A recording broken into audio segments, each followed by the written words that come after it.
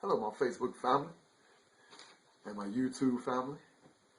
I love you because Jesus loves you. If he can love you, who am I not to love you? For those who know me and for those of you who view some of my things that I've done on video, know that I like to entertain. And no, I'm not a professional singer. I'm not a professional entertainer. I just like to entertain. And I'm not going to try to embarrass myself doing it. But I like to entertain. So you would never see me enter a singing contest or a dance off. I just like to entertain. I always have. My mother told me I've been singing since I was 4. First song she said she remember me singing was D. Clark, Raindrops. Raindrops, so many. She said I sung that song all the way from Chicago to Tennessee. Yes, I'm drinking a little drink. And I'll explain this drink later. And no, I'm not alcoholic. I don't think I am. No, just mess with you. This is my attempt to do comedy. I always did like comedy as a kid. I remember, Three Stooges, Abbott and Costello, Carol Burnett, Lucille Ball, Red Fox, Andy Griffin, Richard Pryor, Bill Cosby, I think I said Bill Cosby, Eddie Murphy. I just like comedy. I like Johnny Carson, gotta say him. He was funny to me. And I watch these guys as they perform and do their act, and I always did want to do a comedy act. And no, I don't think I'm naturally funny, but I observe them and notice their brand of comedy. Everybody don't have the same comedy. Bill Cosby, he liked to talk about 4, 5. He'll talk about one story. He'll talk about one subject, but he'll give you 4 stories, and then come back to the original subject that he talked about, and it's still funny. Richard Pryor, he made us laugh through his life experience, through some of his pain and his own vivid imagination. The 2 monkeys in the tree.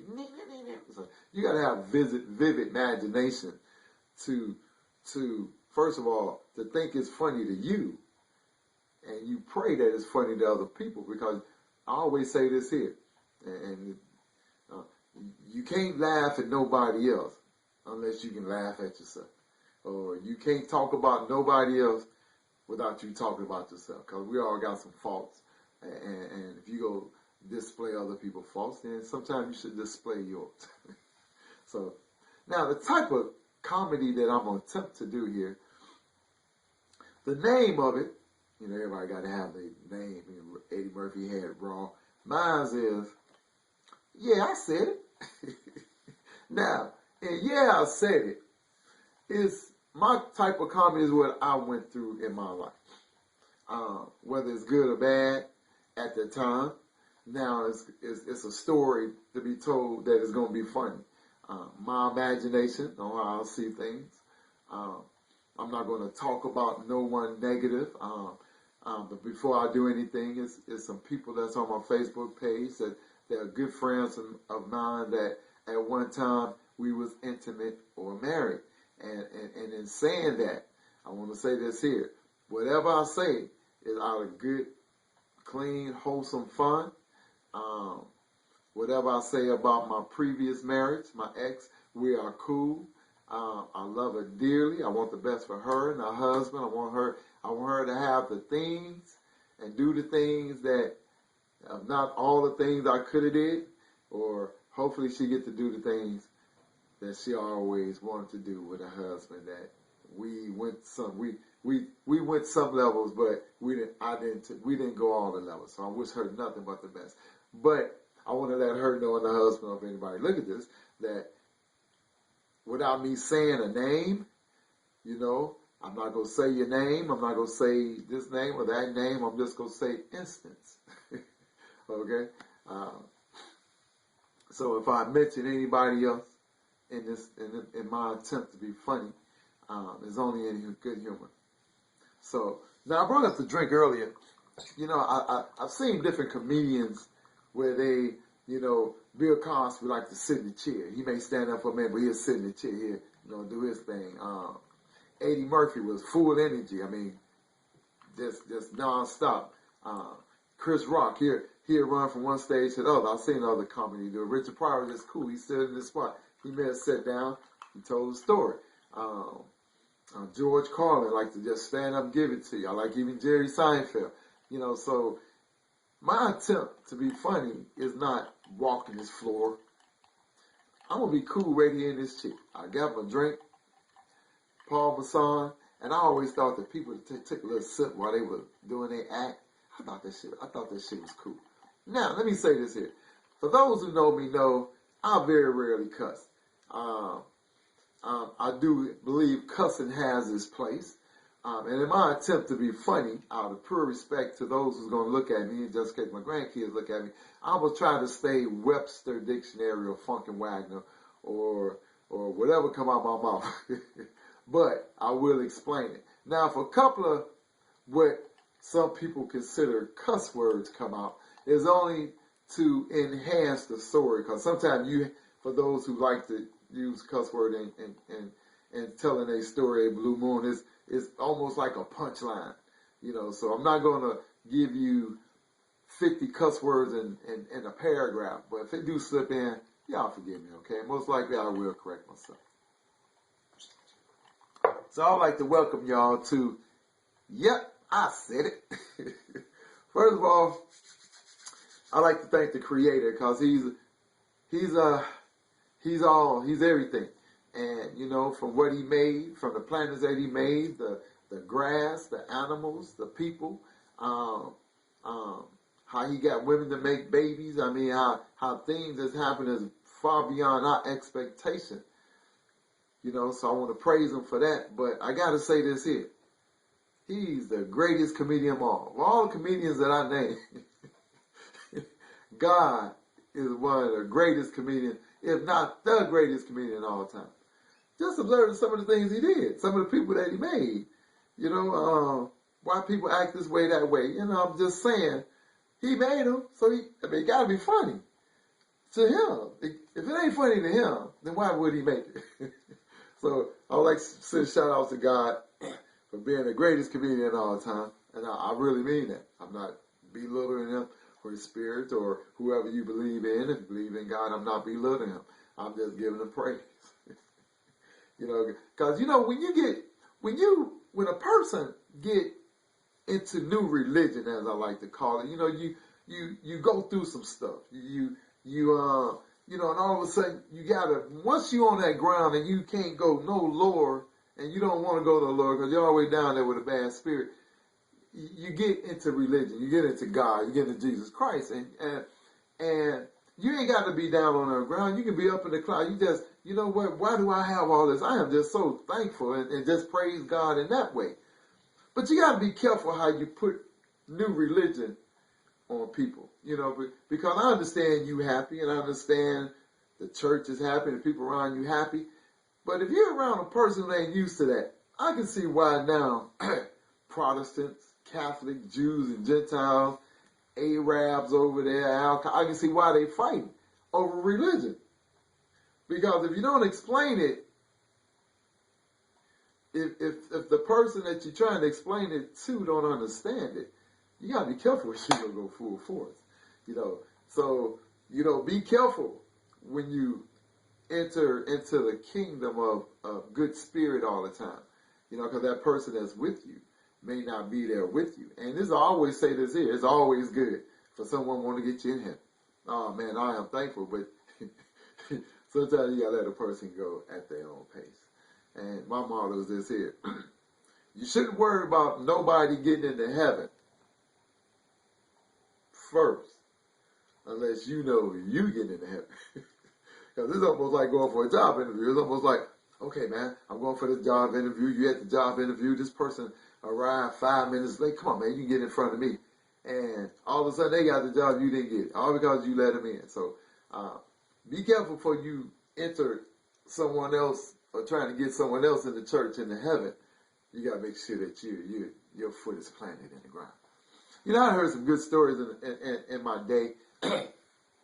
I had a couple of pastors that I would consider, I listened to them. It was a Pastor James out in Chicago. No, I'm sorry.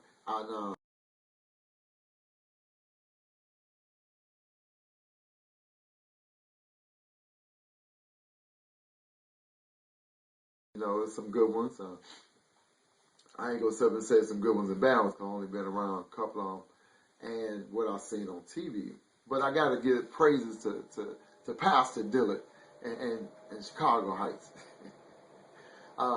You know, he was a real, to this day, he's still pastoring. And now, for those of y'all who might see this, glory, tell Pastor Dillard I said hello, and his wife and the kids. I know they're grown now. I keep up with them a little bit. And you tell him I said hello. But Pastor Dillard was the type of guy that he basically settled me in the church. Because, when you go to a sanctified church, and it's just humor, y'all. It's just, my observation. Not talking down on anybody. I don't think I should take a drink now as I'm talking about church and God. So I think I'll wait a minute. I'll wait a minute. But anyway, he made me calm in church. Because see, when I first went, whenever you go to a church the first time, for lack of a better word, and you want to say it's a glorious occasion at the beginning, you want to say that word. You usually don't say glorious or I had a fantastic experience until the end. When you go into a new church or a new whatever, in spirit-wise, it's eerie. And going to a sanctified church, and when I first went with my wife out to, to Pastor Dillard's church, it was a sanctified church. And I saw it a couple of times on TV, but I never around sanctified people. So I'm sitting there, and many times that I went, it took me a long time before I asked him this. It always amazed me how when you're in a sanctified church, before Pastor Dillard got me straight, but I got to tell the story until I lead into that. Before I had to talk with Pastor Dillard and people get the Holy Ghost and shout it, and I want to be the first to tell you, and talk in tongues, I think I did it one time, and I'll tell that story later, but it used to fascinate me how people used to talk in tongues and just get up, get the Holy Ghost, and run around the church, and there's a newborn baby here, and I'm watching out for the newborn baby because the mama got the Holy Ghost and whatever. And they used to get me, because I couldn't focus, I couldn't focus. And so one day I had an opportunity, one of many talks, but I got 3 things that Pastor Dillard said to me that, helped me out, but it was funny to me. Helped me out, but it was funny to me. The first one is this here. The first talk I had with Pastor Dillard, I said, "Sir, I want to talk to you about some of the things that's going on." He said, "All right, Brother Trap." I said, "What's going on?" I said, I like you as a pastor. I think I'm growing in the church a little bit. But it's some things that confuse me. He said, "Well, explain yourself." I said, the shouting and the Holy Ghost and the running around the church. I said, I understand that because a couple of times I felt good within me. I was crying, but I never went to that next level. I wanted to, jump. He said, "Pastor," he said, "Son, that's not for everybody. And just because you don't have it, don't mean you don't got it." And so as he proceeded to talk more, and I tell him, I said, I'd be more scared of the people that's going to get hurt. And this is what he said. This is the first funny thing that he said. He said, "I want you to, the few times that you've been here, and I've been here many times, when have you seen a baby get squashed?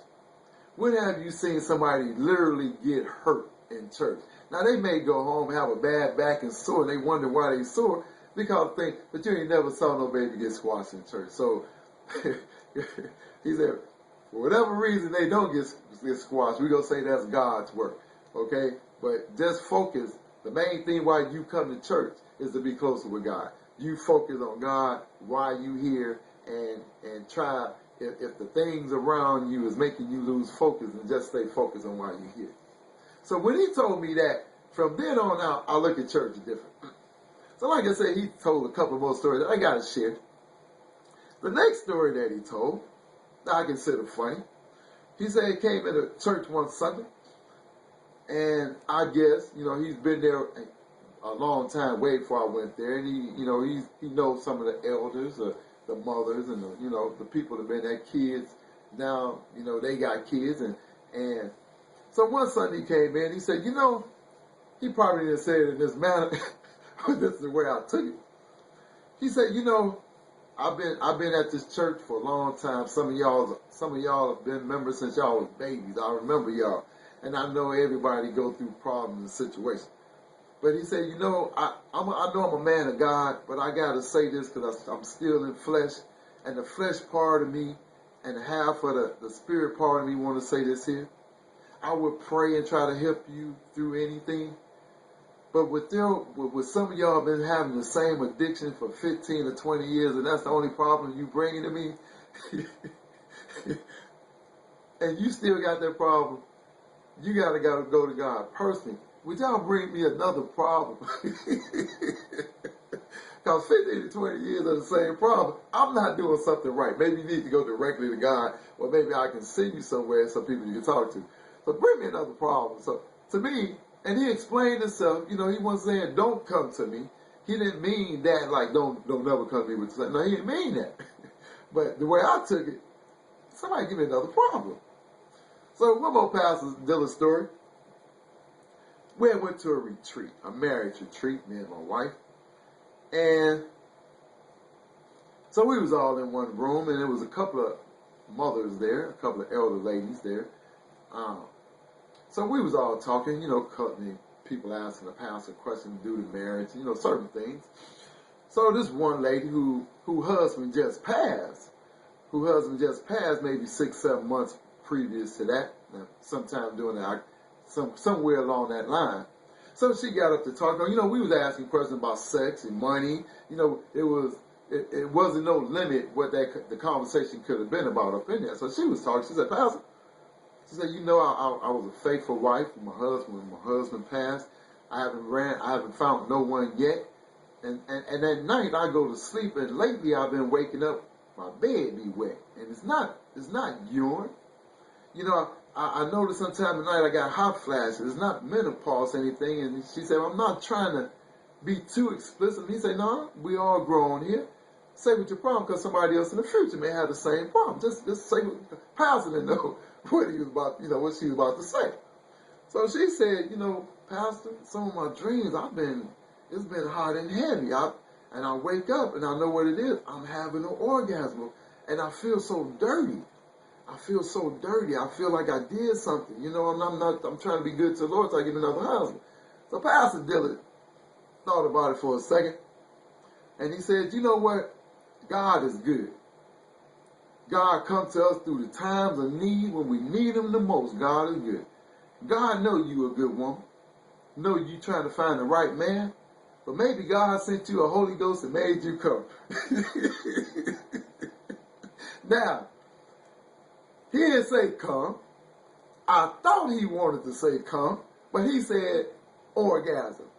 In my mind, he said come. And I'm like, no, he didn't. He said, there's nothing wrong with that. If you're trying to live right and you living right, God would see through that you be okay. Instead of having you going to sleep with each man until you found one that's up to your standards, he just sent you a Holy Ghost. The Holy Ghost orgasm, man. That was a true story. So be careful how y'all deal with religion.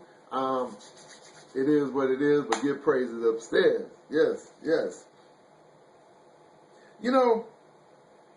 Talk about another thing. I ain't going to get off into no black and white issues up in here because it is what it is. The past is what it is.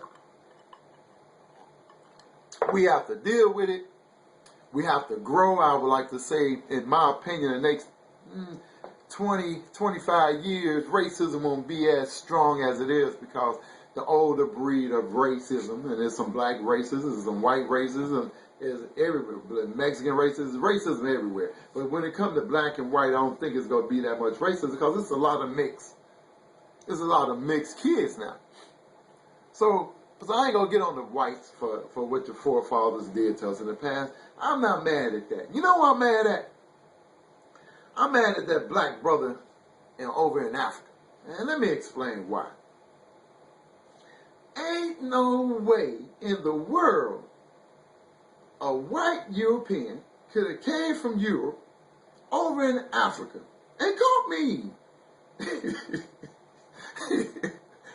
I don't know what deal they had with them brothers over there. Maybe, because it's still going on. Black tribes over there still killing black tribes. They enslaving black on black. And so if they can enslave us and we're black, they can sell us off. So I'm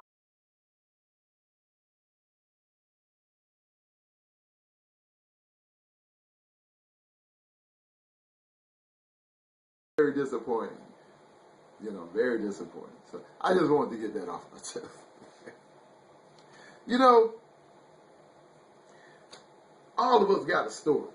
All of us got a story. Man, all of us have a story about relationships and marriage and exes and all that. And like I said earlier, I'm cool with all my exes. I would like to think I am. We went through that hurdle. We went through a part in life. We made it to where I'm at now, and I like to think there's nothing bad in my relationship with my exes. I like to say exes because when you say exes, it's almost like you X them out your life. And no, they not X out my life because they my kids' parent, they my kids' mother, they my stepkids' mother. So I hate this. I don't know what word. My associates, my used to be associates. Yeah, I don't know. my used to be lovers. So, but in relationships, you go through ups and downs. You go through battles. You go through fights. Now, before I get off into this next conversation, this next discussion, I would like to say this here. Any man and woman that is physically abusive, verbally abusive to their spouse or kids or whoever, if you're married to one, hopefully you can get away from one. Now, that ain't what I'm talking about. I ain't talking about the man that come in and snatch you up, slap you for no reason, call you B, just because you look funny to him today. I ain't talking about that type of encounter. I'm talking about the battles that makes your love stronger, but it's a battle. Fellas, I would like to say this here. Be careful when you get in an altercation with your woman. Because you got to remember, a lot of women now, and then too, like to step up to a man. And and you got some women, trust me, they can really beat somebody's butt, and I'm a witness to that. And it can go. But I would like to say this to all women, including my daughters and my granddaughters. Know your limitation when you get a man mad. Know how far to go. Because don't think you can kick his butt because he let you. If he really unleash on you, then he will hurt you. So know your limitation. And that's with anybody, woman or man. But in relationships, you have battles. And I would like to say this here. Fellas, we was brought up different from women. I think women have a secret society of older women that get girls and put them in a room and say, listen here, you need to know a few things in life. One, you always remember your husband or your boyfriend's social security number. Learn his license number. Learn every number you need to know about him. Always leave a knife somewhere. Because you never know. Somebody may break in the house. You may have to use it. I'm just saying. And I said that to say this here. I gotta take a sip off this one because y'all gonna like this one. Fellas, if you ain't used to being in the kitchen, don't start nothing in the kitchen. That's the only thing I'm gonna say. If she start an argument in the kitchen, don't you continue that argument in the kitchen, because a woman, let me rephrase that. Maybe it's the women that I've been associated with. If I ain't going 4 drawers, 4 different places in that kitchen, and I'll find a knife in each one of them. And when you look at it, you say, what's this knife doing here? And you never think about it till later on in life. Until someone actually pulled one on you that you like, what a knife doing in that drawer? So be careful where you have fights at. That's the only thing I'm going to tell you. But the story that I'm gonna proceed. In fact, if y'all loving each other, if y'all got to fight, sometimes when you fight physically, you go want to make up. The make up sex sometimes outweigh the actual fight itself. Sometimes that's what it takes. Sometimes that's some people foreplay. So know how far to take it before you go to the extreme of pulling out a knife or a gun or want to do some damage to somebody. Try to walk away. But in ending this story here, I got to tell a story. Then I'll get into the drug thing a little bit, but I had to say this. I'm a recovering crack addict. I haven't done it in 5 years, but with that one slippage, at one time in, 14? In 14 years. And that's because I slipped up. I took my dumb ass to a place I knew I shouldn't have went, and that was my fault. So out of 14 years, I let my guards down, but I ain't gonna let it down no more. But during that time, previously, when I was the type of addict where people didn't know to this day. They would say, "Oh, you didn't do no crack. When did you do crack?" Well, when did you do crack? You gotta remember, all crack addicts and all addicts are not the same. I was the type of addict where I spent my money, I took my paycheck, but I didn't sell. I didn't sell nothing. I didn't take nothing out the house. I used to say I didn't steal from nobody, but in the way I did, the times I didn't pay the bills, or a couple of Christmas because my kids didn't get anything, so I did steal from them. But for me just going to steal money from somebody and blah blah, I didn't do that. And I was the type, once I did it, I came back home, and I would like to say my ex, to my previous associate, that if I ever, I owe her from my heart, and she know that, thankful, but if I ever win one of these Mega Millions or whatever, her and her husband and her family will be set for life for the things that she did, helped me with, and had to put up with. But here's a story on what altercation that me and her have, and that's why I'm telling fellas, be careful when you want to have an encounter. I was the type of guy, once I came home after messing up my money, and I was the type of guy, when I come home, I think I should be able to go to sleep. If you want to fuss with me or argue with me or whatever, just let me get some sleep, because most likely I done been up 2 days. I probably slept for a half hour until I came home with $2 left. So I was that type of guy. And she was the type of woman who say, what makes you think you can go spend all your money, come home, and I'm just going to let you sleep? Well, this one particular day, I got home before she did from work. I'm upstairs in the bed. I'm asleep.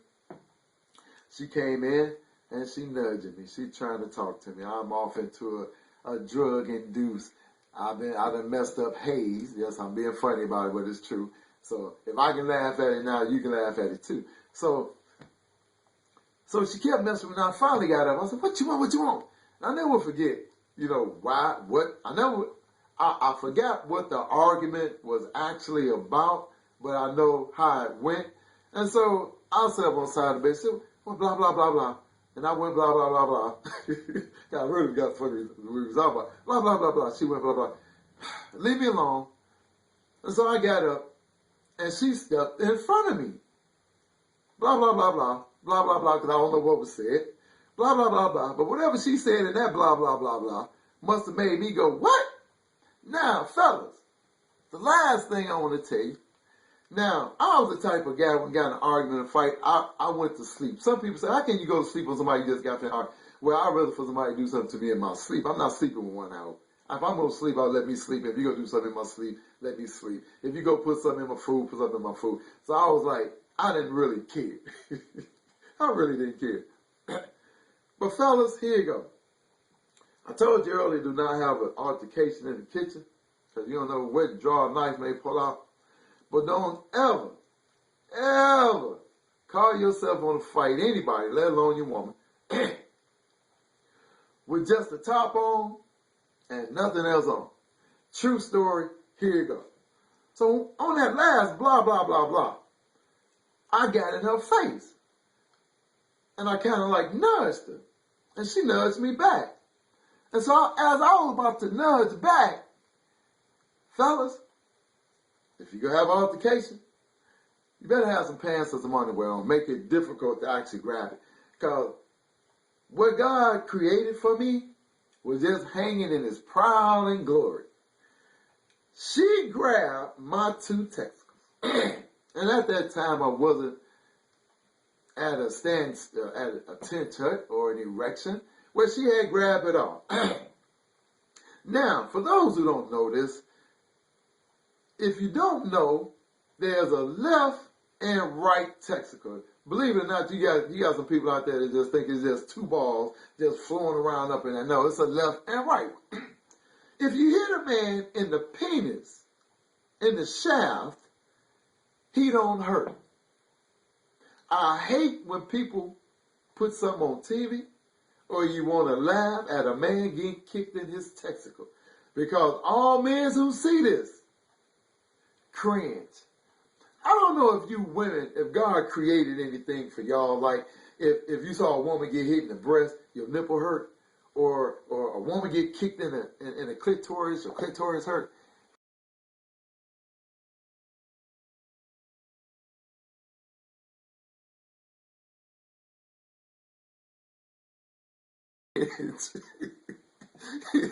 He put a device in all of us, and that's not funny.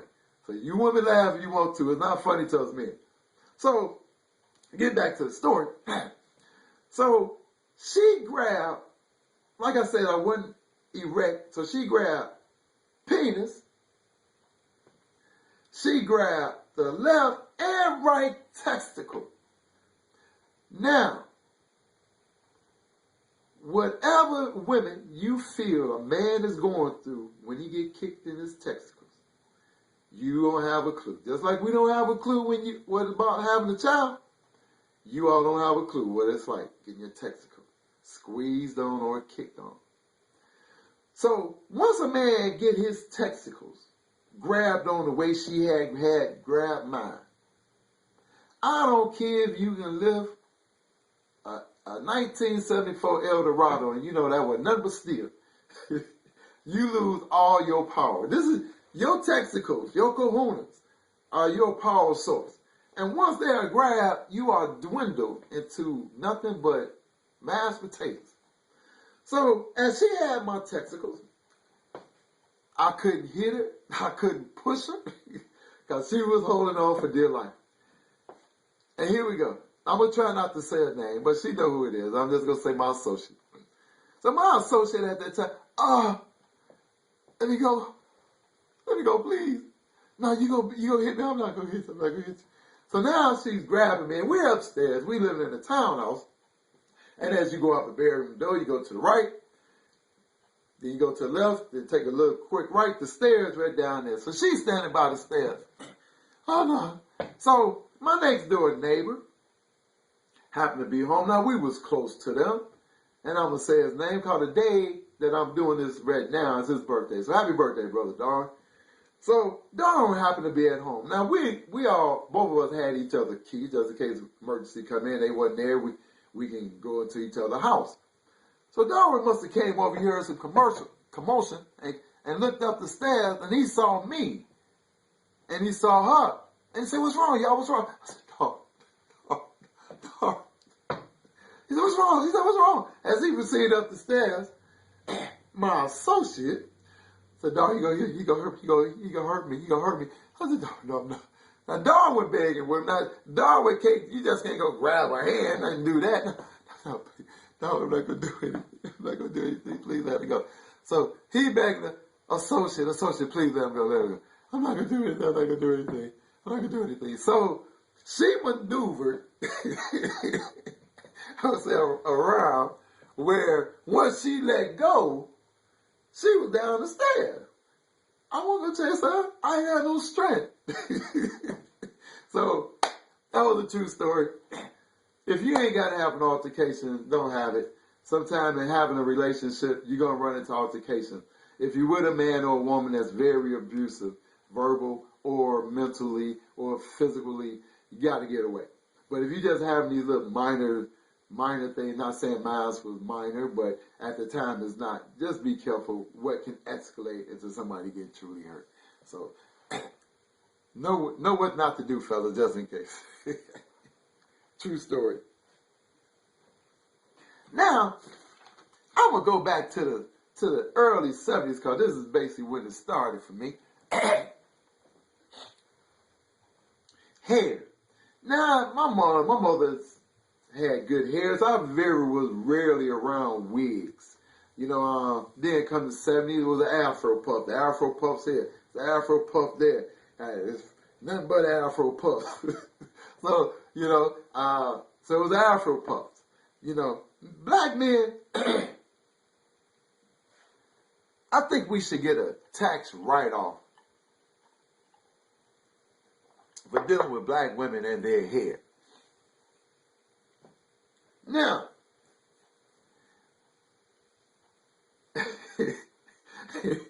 Black women and their hair is like, I know President Obama. I wonder if he had this problem in the White House. Here we go. Y'all ready for this? President Obama get up in the morning.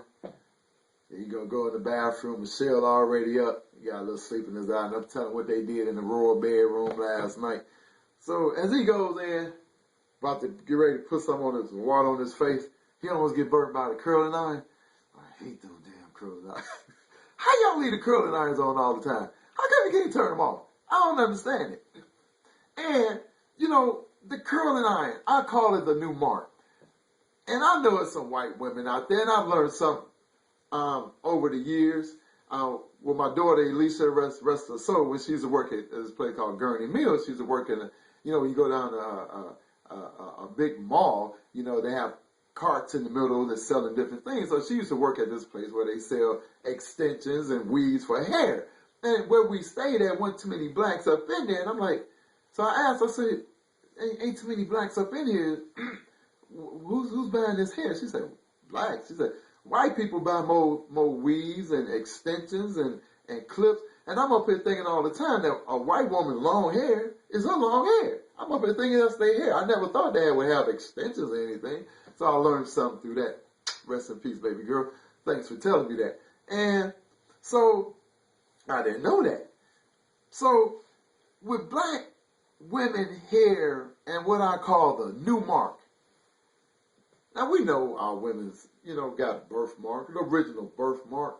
I done seen women get burned here, on the earlobes here, red here, side of their face, on the side of their breast. The furthest I actually saw one make it was on the calf of the foot. And I'm like, that's some funny stuff. So I like to call it the new mark. And I like to know, do white women get the new mark with the curling iron? So y'all turn off the curling iron. President Obama, if you're in the White House, man, watch that curling iron, bro. Watch that curling iron. So I gotta tell you a story about my first encounter with hair. Back in the 80s, I ain't gonna get off into when and where. So that was back in the day where you could meet somebody and you like them that night or whatever. Not saying it was right or wrong. And, and when you're in the Chicago area, you either go to Lawrence Fishery or you go to Harold's Chicken Shack or you go to Leon's Ribs. After you leave the club, if you don't go straight home, you go into a hotel, with the person you either met or you was with that night, or if you met somebody that night. So I met somebody that night, and we went to Harold's Chicken. And so we went to a hotel. And we got in a hotel. It was the type of hotel that it was fortunate enough I could park my car right by this door. So we goes in, we ate chicken, didn't think nothing about anything. Nice looking lady to me, to me, she was nice looking. So she, so she went in and said, I'm going in and freshen up, blah, blah. Okay, so I'm sitting there, eating some Harold's chicken. So she come back out. So I proceed on going into the bathroom, wiping my fingers. I got finished licking that sauce off of it. So when I come back out, the room is kind of dark. That's maybe around about 3:30, 4 o'clock in the morning. And the only light that was actually happening, was coming through, was the light was coming in from the window. It kind of dim, but I can see enough. So I get out and I'm like, okay. So I still have my clothes on, my shirt, and I remember because it was warm. So as I proceeded over to where the bed was at, I noticed on the dresser, something on the dresser that wasn't there before. So as I'm like, what the hell is this over here? And so as I pretend like I was going to peep out the window and see what's going on outside, I opened up the curtain far enough where that light can go off that dresser, and it was some hair. Now, I told y'all I wasn't experienced with wigs, afro puffs. That was really before the extension and the hair weaves came in. And so I turned on the light. And sure enough, it was a wig there. Hair can make a person. From once was a nice looking lady who I was eating Harold's chicken with, that took off her hair, and she ain't nothing like she looked before I went into the bathroom. So I'm like, oh man, And here's this story where women always say, "Oh, a man will do anything. He'll screw anything." Well, no, men don't. So my mind is racing now. See, and I told you it was hot. So I said, "God, I had to get something from the car." Only thing I brought in was a hell chicken, the hotel key, and my keys. So I said, I gotta get some out the car. I'm thinking now, quick. I said, okay. So I gets to the car, gets in close.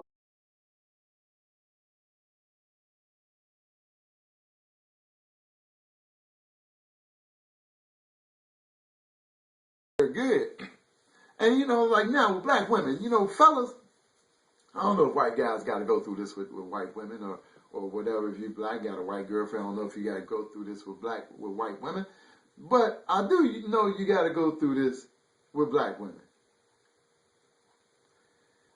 If you ain't gonna pay for her to get her hair redone when she just got it done, you better not put your finger through that hair.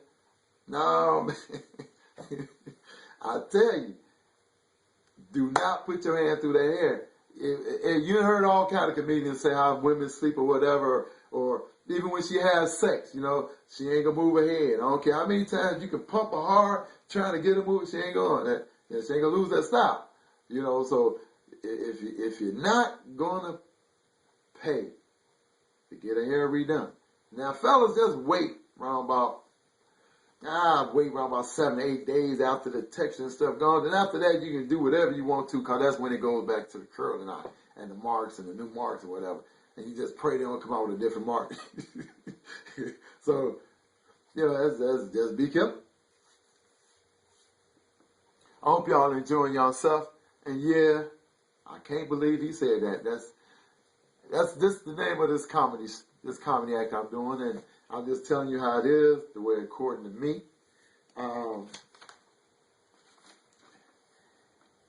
I like to get off into teaching kids.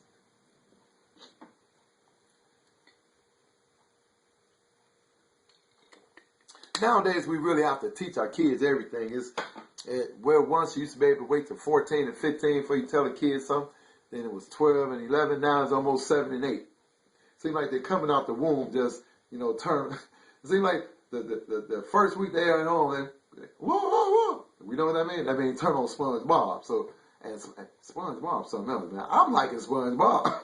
If you actually just look at it, don't look at the cartoon and what they doing, the slapstick. Just listen to what they saying. It's funny to me. It's like the new age Bugs Bunny. So we got to teach our kids right from wrong and what's on this computer and try to see what they're seeing on this computer. And now that they're trying to legalize weed and everything, they scared the kids to go get it. Well, let me say this here. I thought you were supposed to be teaching the kids not to smoke cigarettes. I thought you were supposed to be teaching the kids not to do drugs. I thought you were supposed to be teaching the kids not to be alcoholic. What happened? Just because weed coming along now you scared again? Only thing is proper education. Tell the kids what it's about. I say this here. I'm not saying I'll smoke weed. I ain't saying I don't. But we got to tell the kids, before they do it, what the ramification is. Oh, I got that word out. We got to tell them that, smoking weed, while you're young, I'm just telling the story, while you're young, can affect your brain cell when you get older. You know what I'm saying? So, so we got to teach them before they get that magical age so they want to do it. I think marijuana should be legal. If alcohol is legal, it should be legal. If you got to wait 21 to get alcohol, then you should be 21 before you go off to fight a war. I'm just saying. I'm not saying one is more important than the other, because war is very important. But I'm just saying, if you can ask a young man to go fight for his country and die at 18, but he got to wait to 21 to sip of alcohol or drive, and someone can accidentally kill him being drunk. So it's we got to educate our kids. This new law with weed, I'm like, man, I'm like, I can't wait. I'm not saying I do it. I don't say I don't. But I can't wait till they just legalize it everywhere. Let's just legalize it. because weed now has a whole different effect on weed when you're 19 and in your 20s and 30s. I'm not saying I do it. I'm not saying I don't. But what was once you used to get high in your teens and in your 20s, man, you get high, man. That was some of that good Red Bud, Acapulco Gold. I mean, I heard people say this. I'm just saying. I'm not saying I do it. I'm not saying I don't. But back in the day, you used to do it because you used to enjoy the feeling. You used to giggle, ha ha. Everything was fun. In your 20s, basically the same thing. Almost in your 30s and 40s, you go through a period where you can smoke it or not. But when you get in your late 40s and 50s, they should go on and legalize it. If they ain't going to legalize it for 21s, then they should legalize it. Once you get 50, you should be able to smoke some weed. And I'm going to tell you why. I ain't saying I do it. I ain't saying I don't. When you're in your 50s, you got different kind of ailments now. And that weed hits you different than it did when you was in your teens and 20s. Now, if you can get up in the morning, when you get to work or first thing in the morning, and you can't function before you have that first cup of coffee, and then once you get that coffee, you got that caffeine high, you high. If you got to smoke a cigarette before you have sex, before you eat, after you eat, before you shit, while you shitting, or whatever reason you got to smoke a cigarette, you're addictive.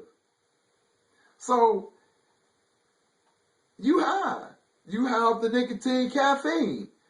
But what marijuana does to you now, you may get a little buzz, but it helps you eat. It calms you down. It like I said, makes you eat, makes you sleep. So the things that, and they give you a mellow high, it's like coming home, taking a sip of Parmesan. Or I used to have managers say, I don't smoke weed. Oh, but he go home and drink a 6-pack every day. That's okay. Only thing I can say this here, if they do legalize it, have a machine where, be honest, don't go to work high. Don't go on your lunch break high, even though you let people smoke cigarettes, and they can, everybody else can't take a break, but it's all right for you to go smoke a cigarette. So I'm just saying, don't go to work high, don't go to lunch high, don't go on break high, wait till you get home, treat it like you treat alcohol. I'm not saying I did, I'm not saying I don't. I'm like, so don't look at weed as it is a kid doing it than a senior citizen doing it. Just thought I'd get that out there. And be careful with anything. You got to know your family history. If your family trait is alcoholic, most likely you got that trait. Be careful what you do because you could become addictive. Man, that crack is something else, man. I got, I remember crack. I remember my first introduction into freebasing. And I got to tell this story. For those who don't know, freebasing and crack is the same thing. When Whitney said crack is whack, she must have been high, because crack, freebasing, all of it, cocaine, freebasing, snorting,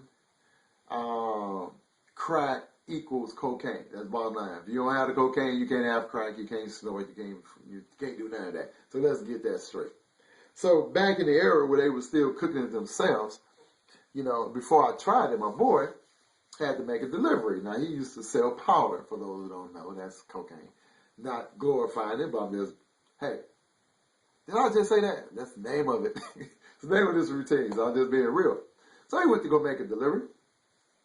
And this was my first introduction into seeing someone freebase and smoke cocaine, which is called crack now. And here we go. So we're over there.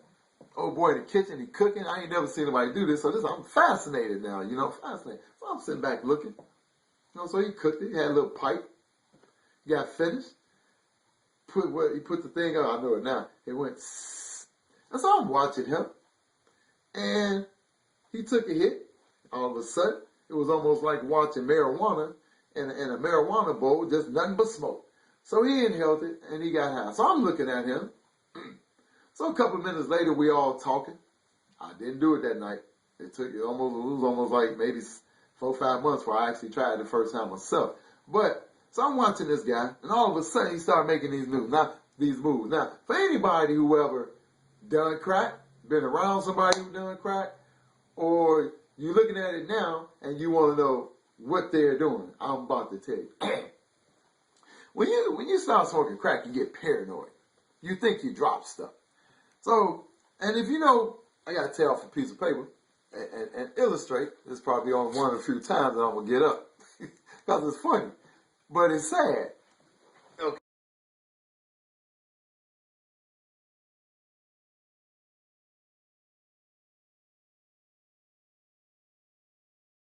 And so all of a sudden he started walking around, looking on the floor. Anything that's white, he'll pick up.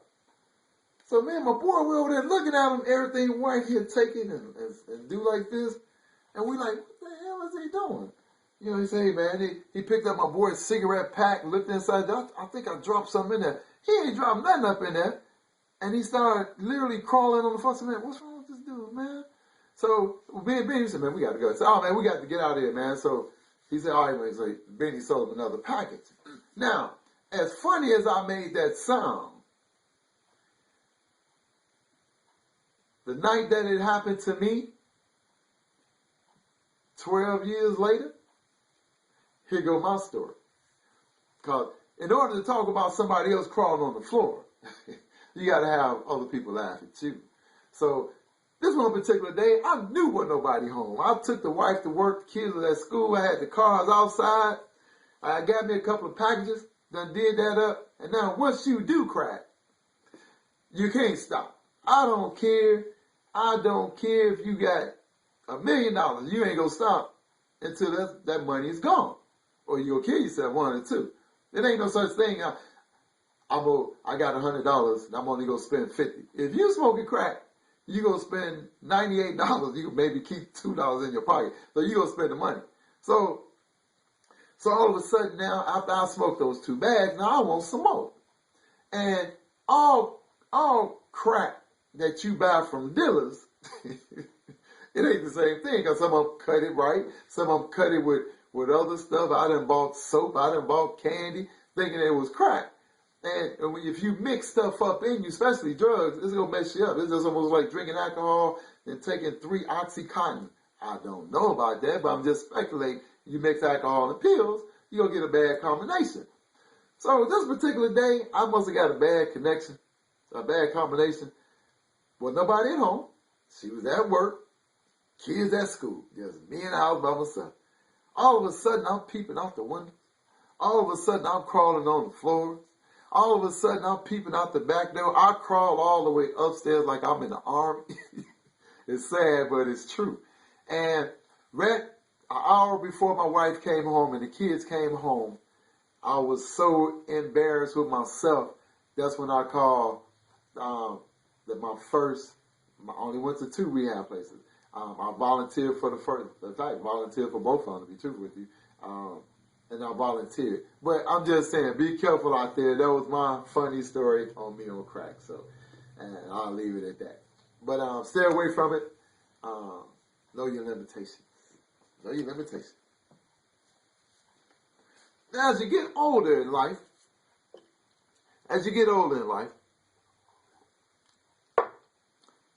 you start noticing your physical part of your body. I mean, what you can do. And my wife now, bless her heart, she's a nurse. And she's been a nurse for 30 years coming up. And when you live with a nurse or a doctor, I love nurses, doctors, policemen, teachers, firemen, anybody in the forces, anybody that serve other people. You know, take care of other people. I truly got the utmost respect for them. And she want to make sure that as I get older, I'm okay. You know, prostate, I go through my prostate. In fact, I got to go my colonoscopy in a couple of weeks. That's because it's been 5 years. Hemorrhoids taken care of. I'm a diabetic. So she stay up on me on being physically well. And when you go to the doctor, when you get older, you got to be prepared over some of the stuff that he may say. So, as I get older now, I remember my doctor now, he said, as you get older, you have to be more observant what you put in your body and what comes out your body. You got to watch what you eat. You got to, when you use the bathroom now, watch your urine. If it stays too yellow, try to drink as much liquid, clear liquid. If it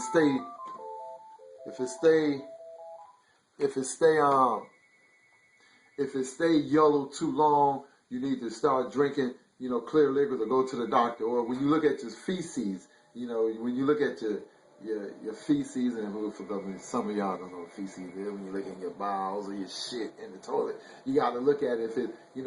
If it stays runny for a week, you got to go to the doctor, or what your regular bowel movement. Or if you notice your stool is black and it stays black for like the last 10 or 5, 6, 7, 8 times that you use the bathroom, something wrong, you need to go to the hospital.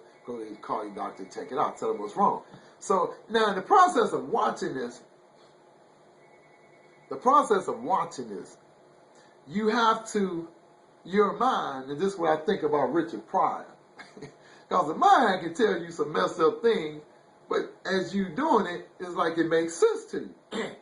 So lately, I got to take a drink, y'all, and I'm going to explain it to you. Where I'm about to go right now, for some, may be disgusting humor. But I'm going to try to keep it less disgustful as it may sound. Because it has to do with your feces. It has to do with your shit. So here we go. Like I say, the mind makes you think of different things. And the last few times that I've been looking at my stool, now I don't look at it all the time, but I do look at it quite frequently. I don't get in there and turn it around. Your vision is what you see. You ain't got to break it open and like that. What you see. If it's black, stay black, go to the doctor. So, now, we all know that the body is a fantastic body. Man, it can do the body. When God made the human body, he made the best automotive ever was. And better than BMW, whatever, whoever you want to say. God was the orchestrator of human, and he did a fantastic job on it, but it makes you think. What was he thinking? I'm just saying. Now, as I'm starting to look at my feces, sometimes when you come home or when you take a good dump, you feel good, don't you? I'm not going to answer these calls. You feel good. And once you take a dump, you feel, oh man, you feel so good. Now, in saying that, I'm going to come back to that. So as I'm now looking in the toilet, how sometimes you can have a piece of feces, a piece of, I don't know how, a bowel movement that you look like, how did that come out of you? And it didn't break. In my mind thinking, like, okay, a few things I thought. And I want to know, women and men, do you think like I think when you see this? One of the thoughts that I had when I happened to see one come out that long, because visually I measured it, and on the top of the toilet, I kind of like measured it. I'm like, damn, I wish my penis was that long. I'm just being real. I'm just telling you how I'm thinking, okay? And I'm like, I'm looking at it, and I'm saying, man, how can a woman have anal sex? Then I got to thinking, man, so a man can take all that up his anus.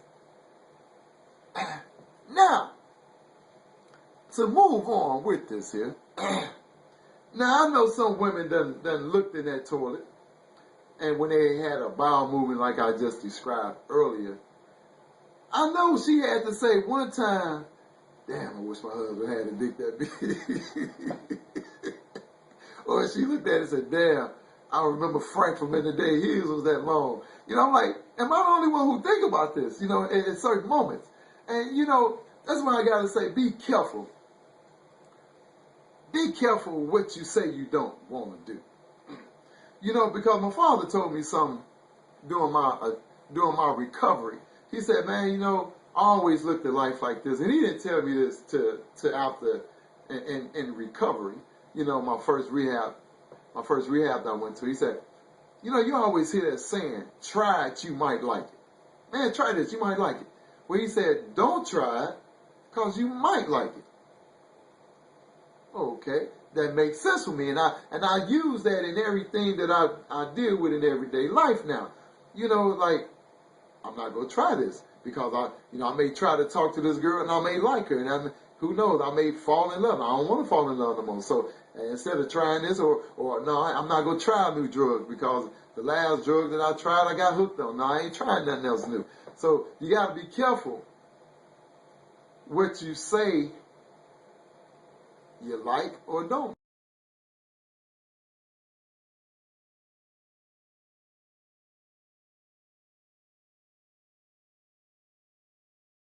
That I might like it. Who's to say that I won't? Who's to say that if you get with a woman, another woman get with another woman, who's to say that you don't like it? Now, this is the adult portion of the show. If you got any kids around, please leave. If you're my grandkids, please leave. But this is the adult portion of the show. I count to three. 1, 2, 3. Okay, they're out the room. They turned it on. If another man can have oral sex with a woman and make you feel good, what makes you think another woman can? So I'm just saying. And I just know I'm not going to be gay from fear that I might like it because I like to eat Polish sausages. I'll suck on them. You know, what else? I like to suck on a blow pop, a sucker that's called 20 cent. I mean, who knows? I may end up liking this. I don't want to try it. And just the same as I just told you earlier, that when you look in the toilet and you get that one that come out, and you wonder how did they come out of you? Didn't break, didn't do nothing. And after you took that dump, you felt so much better. Who's to say that you ain't gonna feel better once someone put that length up in you? So never say never. And if you don't want to be gay or lesbian, don't try it from fear that you might like it. And if you do, you do. If you don't, you don't. I mean, but never say what is not good. You know, so I'm not going to say it's not good. I ain't going to say I'm not going to try it. No. I'm not going to try it from fear that I might like it. I just thought I'd get that out there. I just thought I'm just being honest. You know, did that come out my mouth? Yeah. So, you know, as you're growing up, you know, if you go to a club, I know women and men, and you know, we always see one guy come out the bathroom and you got that big P mark. I always said, man, how come you just shake it? Just why you got to come out like that? Well, and ladies, here we go. And men, what once used to take us 2 minutes to pee, 5 seconds to shake it out. It now takes us a minute to pee and 5 minutes to shake it out. You can go in the bathroom now, you see older guys that are just having this shake cut. Oh man. And you know, you don't see no pee. Not that I'm looking at their dick, but they just shaking. They do the same thing I'm doing. They just shaking. So, as you get older in life, certain things happen to your body. And as a man, and I don't know if women have this, you know, I know sometimes when it get cold, your areolas get hard or anything. But as a boy, you know, because y'all didn't grow into y'all areolas and to y'all breasts until y'all got 8 or 9. But a boy used to get the occasional hard on, he would get peed, and sometimes we just got hard on and didn't even know what it was there for because it was just there, you know. But I remember being in 4th and 5th grade when I understand what that was about. You remember, fellas, how the teacher always used to call you up to say a problem on the blackboard or whatever. You're walking down the hall and all of a sudden you got direction. You don't know where it came from. It just came. And all of a sudden now you got to walk with your books in front of you. You walking over your books in front of you. Then want to go down, you put them back on the side. You know, fellas, what I'm talking about. Well, now, as I'm getting older, And yes, sometimes I do take the blue pill, the Viagra, the Vitra. Not all the time, but if I need a little help, first of all, we'll get to that pill later. But as you get older, things you appreciate things now. So when I'm just in a store or I'm somewhere and I'm not even thinking about sex and I'm about to be 55 and I get an erection now, two things. One, I don't want to have sex because I'm glad that I don't want to have sex with it. I don't want to waste this moment knowing that it can still get hard by itself. And two, I'm not going to hide it. Because as you get older, you got to enjoy certain things that you still can use. If that's something get hard right now, I don't care. I'm sitting in this chair. I don't care who's sitting around me. I don't care who see it. I ain't hiding nothing. If they say, what's wrong with you? I'm just saying I'm enjoying the moment. Is you horny? I don't know. He's just hard. I'm just happy for him. Let's stay hard. So enjoy the things that you used to take for granted. Man, you better enjoy the moment. Like I said, that pill, that Viagra pill, that pill is really made for the woman. A couple times you take that pill. I took that pill and it'd be hard, erection, but you can't have an orgasm. That's, it's hard to have an orgasm. That's why that pill is made for that woman.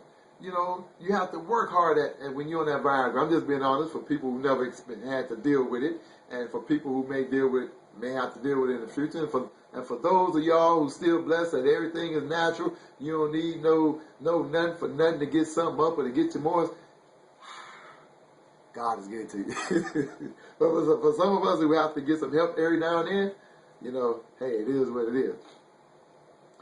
So that pill, it gets you hard. But make sure, fellas, that you're going to get some. Because don't waste that pill. Because you wake up the next morning, that pill's still there.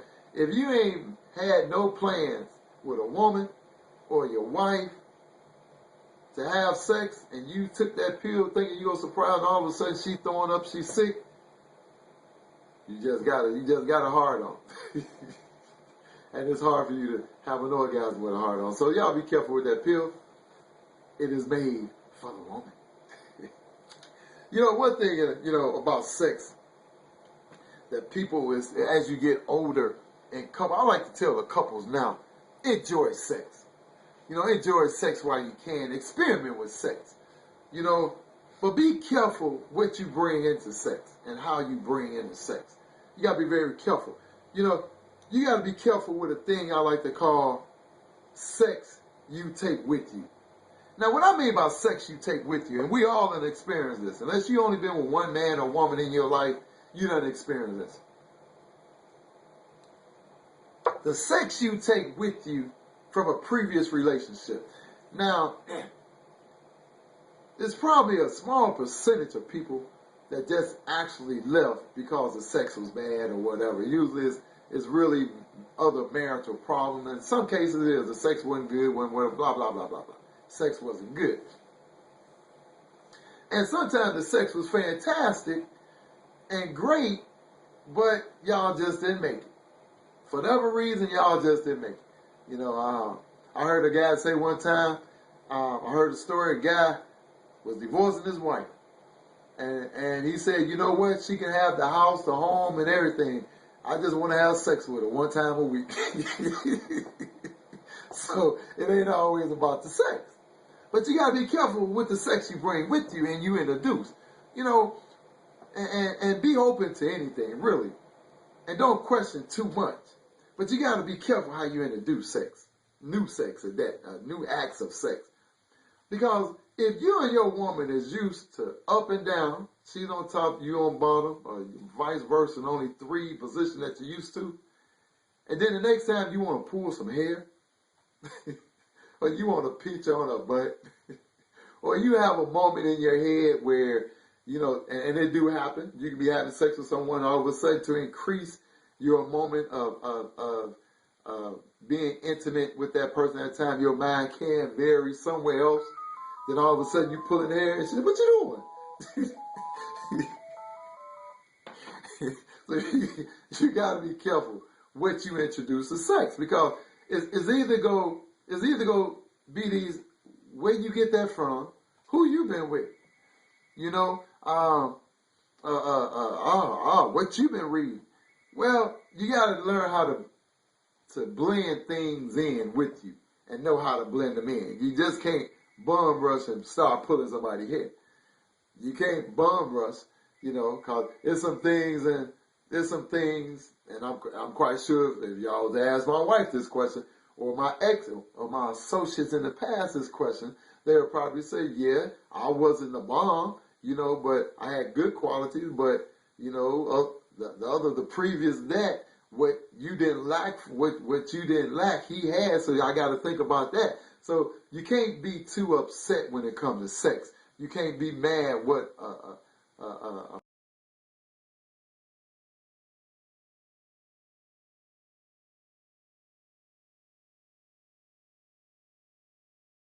to do it to keep him from going somewhere else. Give it a shot. You just never know.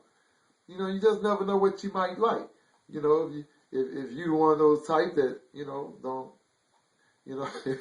like your butt smacked, or whatever can come to your mind that your previous associate used to do, that you would love to be introduced into. Now, there's ways you can do it on the internet. Let's enjoy it. Let's explore our possibilities instead of saying, she used to be good at that. Oh, damn, I remember that. So be careful when and what and how and where you think of sex. Be careful what you bring into sex, and talk it out. Don't make sex a big issue. It shouldn't be a big issue. I'm kind of like, even lovers need a holiday sometimes. Now you can take that where you want to. This group called Chicago that was a famous line, and it's hard for me to say I'm sorry. Even lovers need a holiday. So y'all be careful out there. Let me see, is there anything else I forgot? I think I covered it all. For those of y'all who stayed with me, that was my view of some of the things that was funny. If you liked it, thank you. If you didn't, thank you. But I want you to look at this as if you went to a comedy show and you were just with me. I would like for y'all to have a drink. Here's a toast to you, and may God be with you. Thank you. Because I don't know if anybody else go clap. Might be one or two, so I'm going to clap for myself.